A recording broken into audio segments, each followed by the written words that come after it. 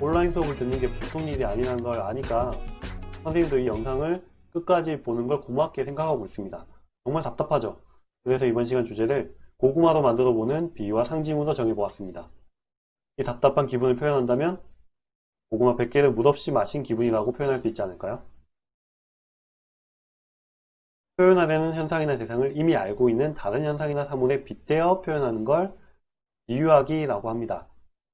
예를 들면 답답한 내 이 마음을 고구마를 100개 먹었을 때의 그 답답함으로 빗대어서 표현하는 거죠. 이걸 비유하기라고 합니다.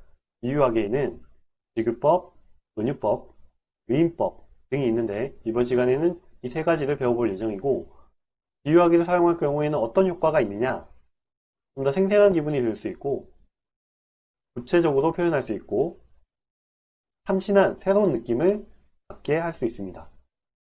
그럼 다음에 제시되는 예문이 비유하기가 맞는지 한번 살펴보도록 하겠습니다. 내 조카는, 조카 모르는 사람 없죠? 조커 아니에요. 조카. 천사다. 이거 비유하기가 사용되었을까요?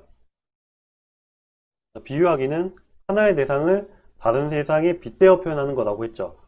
내 조카는 천사다. 비유하기가 맞을까요? A는 B다 라는 형식으로 나타났을 때 여러분들이 헷갈리면 안 되는 게 비슷한 점이 있어야 돼요. 비유하기는 만약에 내 조카가 정말로 천사예요. 천사면 이건 사실이기 때문에 비유하기가 아니에요. 천사의 속성인 천사처럼 착하거나 천사처럼 생겼거나 천사처럼 행동하거나 그랬을 때 이건 비유가 됩니다. A는 B다 라는 형식으로 나타나는 비유를 은유법이라고 합니다. 다음 노래를 듣고 비유하기가 사용되었는지 한번 볼 겁니다. 들었어요? 비유했죠? 놈에 비유했어요. 사랑이란 놈, 그놈 앞에서. 근데 이 놈이라는 게 보통 야 이놈아, 야이 놈아 이런 식으로 사용하죠. 그럼 사람이 아닌 사랑이라는 대상을 사람인 것처럼 비유한 거죠. 이렇게 사람이 아닌 걸 사람인 것처럼 비유하는 걸 의인법이라고 합니다. 다음 노래를 또 볼게요. 자, 외모만 보고 내가 날라리 같대요.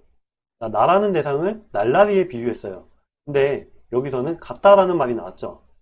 뭐뭐 같이, 뭐뭐처럼, 뭐뭐인 양, 뭐뭐 듯이 이런 식으로 문장에서 한 대상을 다른 대상에 비유했다라는 걸 알 수 있는 표현이 나타나는 경우에 직접 비유가 되었다라고 해서 직유법이라고 합니다. 그럼 이제 좀 어려운 걸 해볼게요. 여기서는 두 가지가 사용되었습니다. 비유하기. 돌담에 속삭이는 햇살같이, 풀 아래 웃음 짓는 샘물같이. 김영랑 시인의 돌담에 속삭이는 햇발이라는 시에서 가져왔습니다. 하나는 쉽게 찾을 수 있어요. 방금 배웠듯이 뭐뭐 같다라는 표현이 나타났죠. 햇살같이, 샘물같이. 그래서 직유법이 하나 사용되었고 하나는 뭘까요? 찾아보세요. 햇살이 속삭일 수가 없고 샘물이 웃음 지을 수가 없죠. 이건 사람이 하는 행동이죠. 그래서 지금 여기서는 의인법도 사용되었습니다. 의인법, 직유법이 사용된 거예요. 자, 이제 그러면 상징을 배워보도록 하겠습니다. 빠밤. 상징이란 표현하려는 추상적인 개념을 직접 드러내지 않고 구체적인 대상으로 나타내는 표현 방법. 무슨 말이냐고요? 자, 추상적인 개념이라는 건 눈에 보이지 않는 마음이나 이런 걸 얘기하는 거예요. 직접 드러내지 않는다는 거 이따 설명해 줄게요.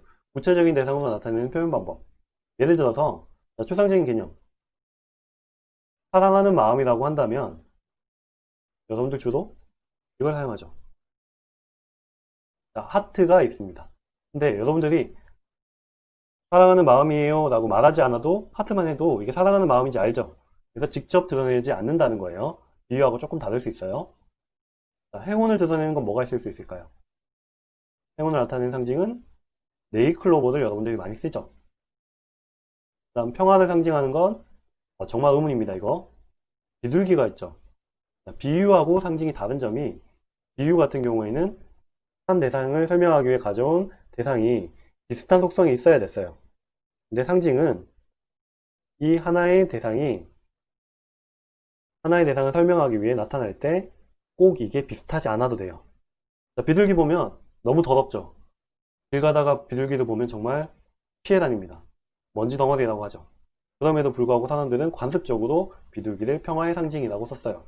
그 상징은 좀 주의해야 되는 게 사람들이 예전부터 써왔던 것도 있고 내가 만들 수도 있어요.